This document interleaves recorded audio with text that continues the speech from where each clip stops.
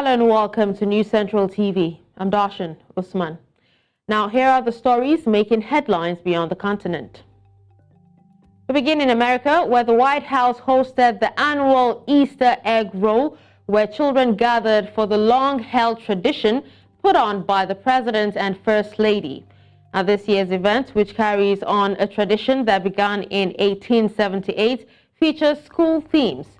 The education event, hosted by longtime teacher and First Lady Jill Biden, features educational activities much as a reading nook and a farm field trip, among others. Now, the guests at the event included military and veteran families, along with caregivers and survivors. This year's event marks the third held by the Biden White House after skipping the event in 2021 because of the COVID-19 pandemic. Pope Francis has thanked everyone who expressed their support and prayers amidst growing health concerns over his last-minute cancellation at a major Good Friday procession. Now, he was speaking during his Regina Coeli prayers on St. Peter's Square on Easter Monday. Now, the last-minute decision raised questions about how long the 87-year-old pontiff can continue to lead the Catholic Church.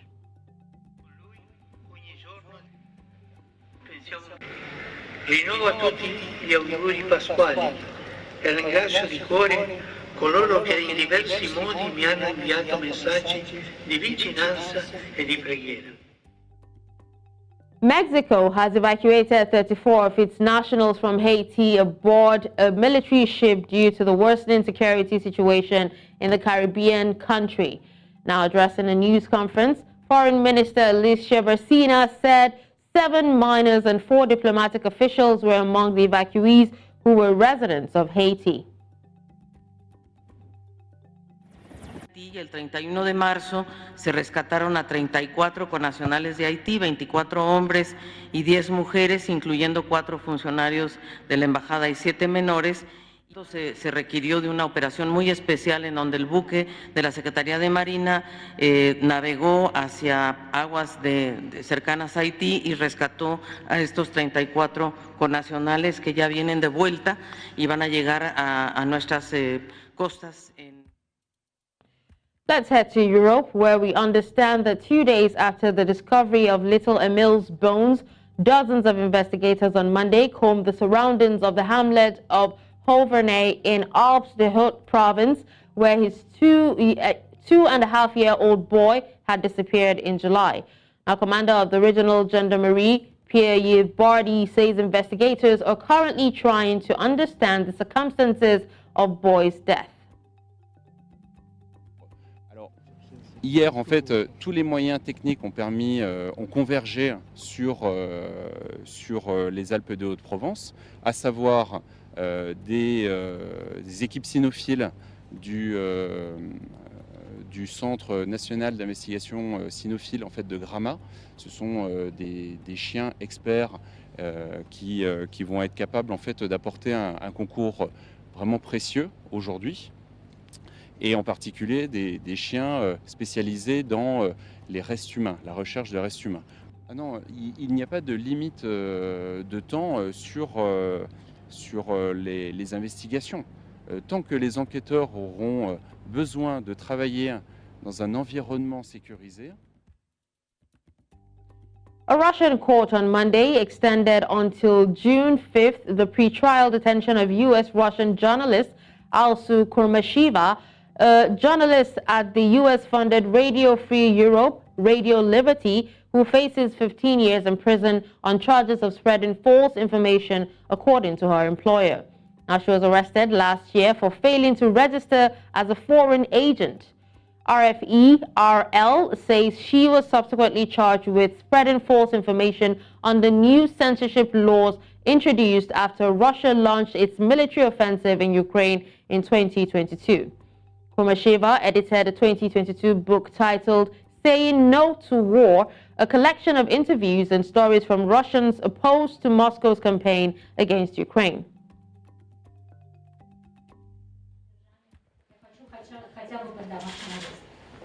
Это камера 5 квадратных метров на двоих.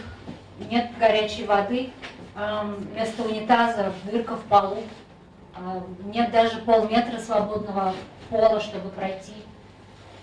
Фактически это 2 кровати и полка на стене, нет стола. Обшарпанные стены, ремонта, наверное, не было полвека. Вот как бы есть жалобы на условия содержания, конечно, да. Они как бы не очень хорошие, поэтому мы в том числе и наставили на домашнем аресте.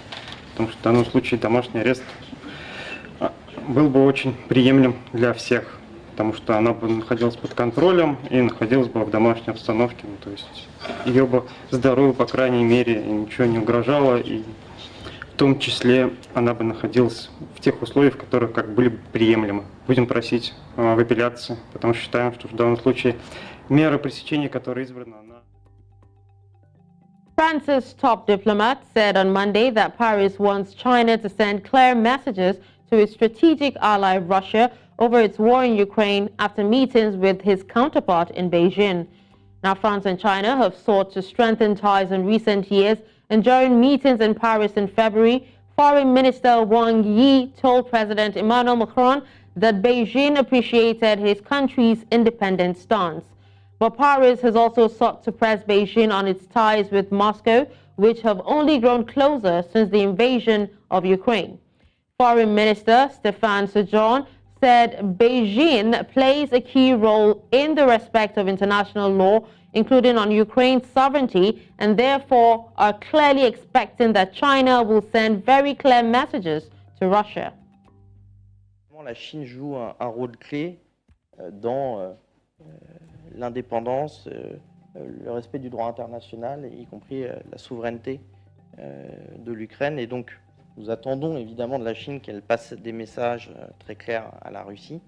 Une conviction, c'est qu'il n'y aura pas de paix durable si elle n'est pas négociée avec les Ukrainiens. Il n'y aura pas de sécurité pour les Européens s'il n'y a pas de paix conforme au droit international.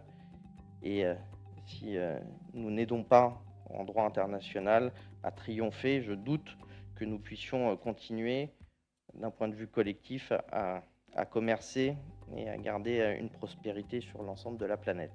我也很欣赏外长先生2次重申，欧洲是开放的，这个欧洲不愿意去跟中国脱钩。最近我也听到很多的欧洲的政界的人士啊，也在强调这一点，不能跟中国脱钩，跟中国脱。 Now, to further discuss this, I'm joined by Bolu Michael-Biyi, foreign policy analyst. Hello, Bolu. Thank you so much for joining me. Yeah, thank you very much. All right, now, Bolu, do you think that France is justified in expecting China to take a strong stance against Russia, given that the two countries have close relationship? Yeah, I think it's justifiable looking at the the stance of the two countries' international politics today. They are basically the two countries that is China and Russia, two countries that are standing against the Western power, that is the EU and North America. And we've seen in different instances whereby as countries, when the United States wants to show its power in a way, countries kind of defy them and look towards China. And when European countries or the EU as a bloc tries to do the same, countries begin to look at Russia. So because of this geopolitical tie that China and Russia has, it's quite understandable that France would look towards China to be the mediator, so to speak, between them and Russia. And France is not just is the embodiment of the EU. EU will not by itself approach China, but France is more like a representative. So by extension, it's just trying to brought China in to support and have a closer tie with the European Union. If we look at the situation in Sahel, for instance, right now, the crisis in Western Africa, there are some countries, Mali, Burkina Faso, and the rest.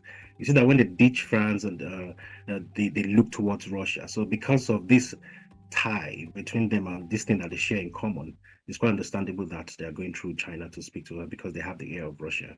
All right, so now talking about, this making sense. Now, given that France has a strong interest in maintaining a good relationship with China, how much pressure can it realistically put on Beijing to change its position? The thing is, these two countries are very powerful countries, and say that when two elephants are fighting, it's the people that suffer. So if these two countries are loggerheads in any way, it's the citizens of their countries that will suffer, the economy in some way.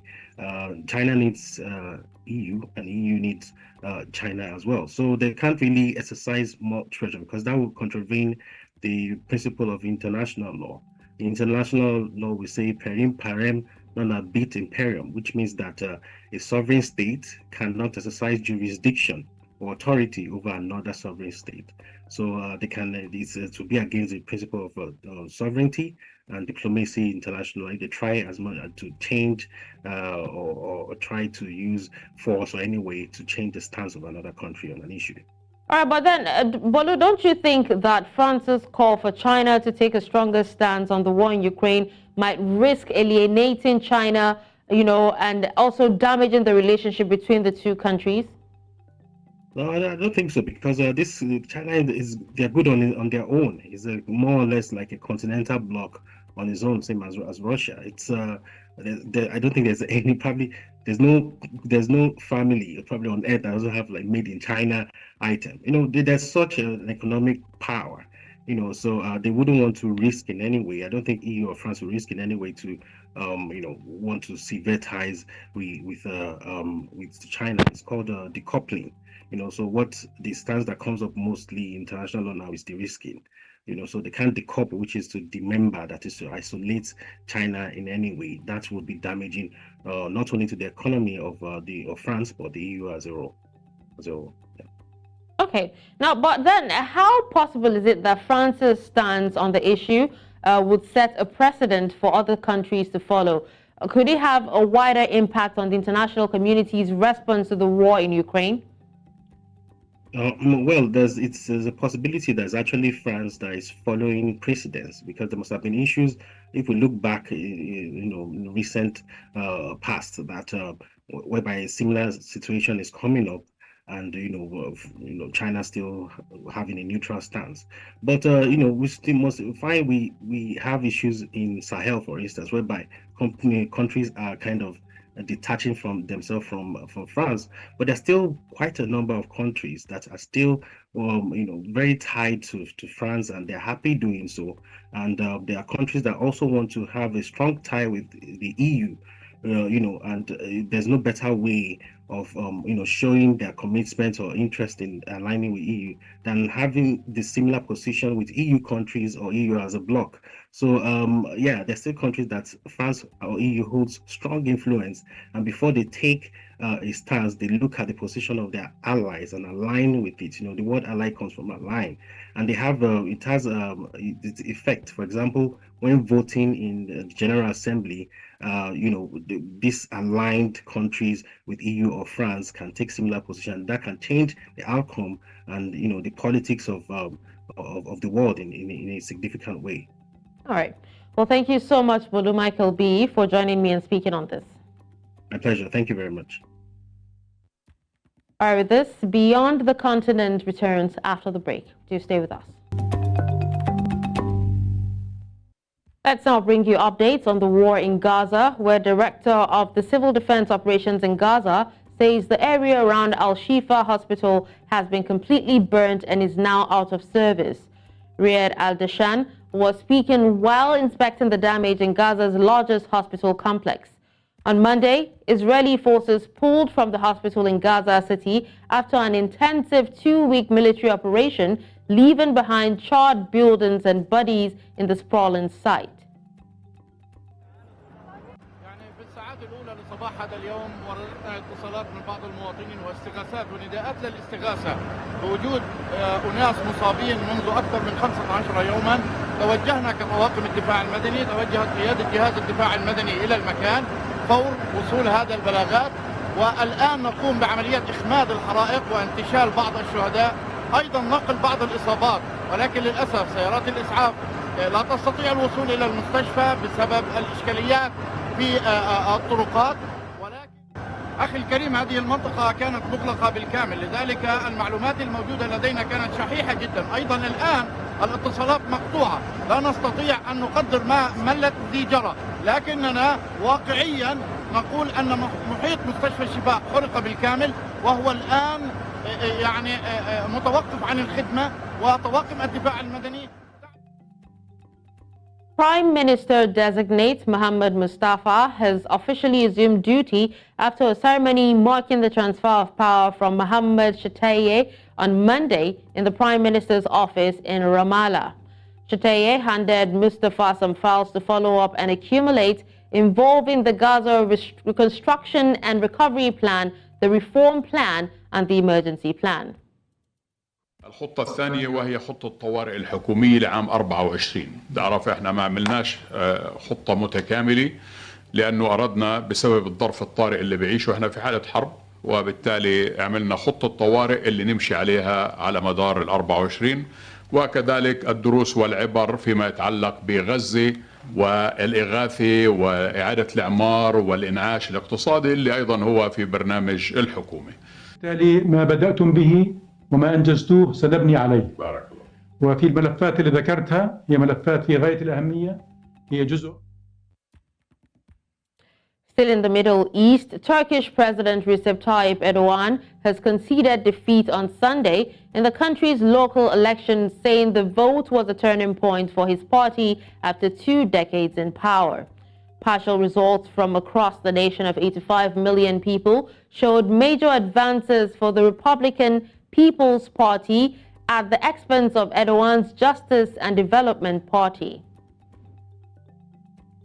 Hiçbir surette milletimizin kararına hürmetsizlik etmeyeceğiz. Milletle inatlaşmaktan, milli iradeye rağmen hareket etmekten. In the same vein, following his re-election, Istanbul Mayor Ekrem İmamoğlu has spoken to his followers, repositioning himself as Recep Tayyip Erdogan's principal rival. On Sunday, thousands of opponents flocked to an Istanbul square to celebrate Ekrem's re-election as mayor. By repeating his historic victory from 2019, Ekrem struck a further blow to President Recep Tayyip Erdogan's ruling party. After partial results of local elections indicated that public support for the government had declined due to about 70% inflation and depreciation of the Turkish lira versus the US dollar. İstanbul 16 milyon kazandı. 16 milyon İstanbullu kazandı. Kutlu olsun. Mesajı verdi. China said it was paying close attention to the capsizing of a migrant boat off the coast of Mexico that left 8 of its citizens dead. Chinese Foreign Ministry spokesperson Wang Wenbing said at a regular press briefing that Chinese diplomats were working with Mexican authorities to further verify information on the victims. 中方高度重视有关船只倾覆事件。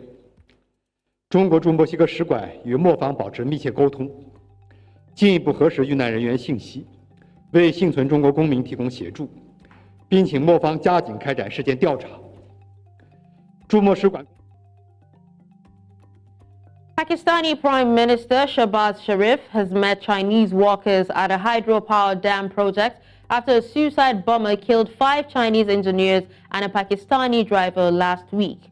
Beijing is Islamabad's closest regional ally, readily providing financial assistance to bail out its often struggling neighbor, with billions linked pouring into infrastructure projects in Pakistan. Chinese contractors have now halted construction on 2 major dam projects in Pakistan following the attack. The security of Chinese workers is a major concern to both countries, with nationals frequently targeted by militants hostile to outside influence.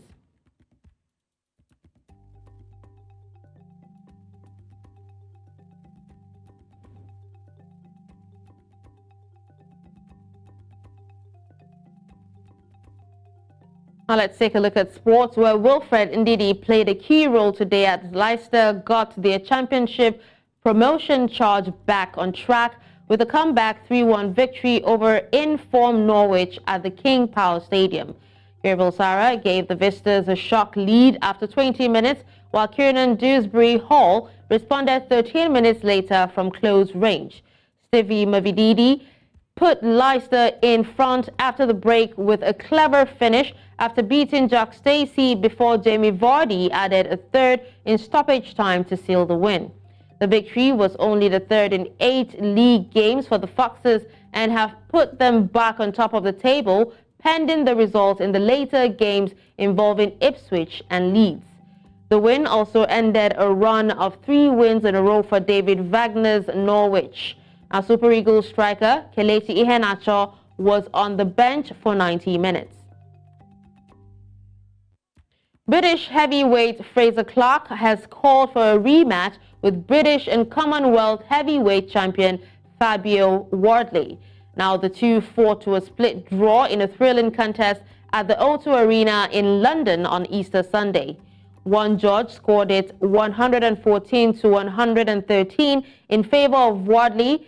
Another had it 115 to 112 for Clark, but crucially, the third scorecard read 113-113.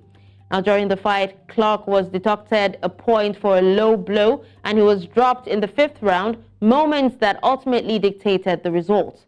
32-year-old Clark, who won Olympic bronze in 2021, believes his performance will have changed some misperceptions about him as a professional boxer. On his part, Wardley, who knocked down his opponent in the 5th round, did not immediately commit to a rematch, but did mention that he would want to take place at Portman Road, home of championship side Ipswich Town. Han Keys, a renowned South African boxer of the 1970s and former middleweight champion, passed away at the age of 76. He began his professional career with a first-round knockout victory in 1969, but faced setbacks early on, including a loss to Johnny Wood. However, Keys rebounded, achieving victories against notable opponents like Lemmy Katir and Dominic Gersmuth. Now, he claimed that South African middleweight title in 1973 after defeating Gersmuth in a rematch. Despite some losses, including to Dave Ross and Maxie Smith, Keys continued to defend his title and remained active in the ring until his retirement in 1977. Although he faced challenges in his later career, Keys was admired for his fighting spirit and remained a fan favorite throughout his boxing journey. And that's all on Beyond the Continent.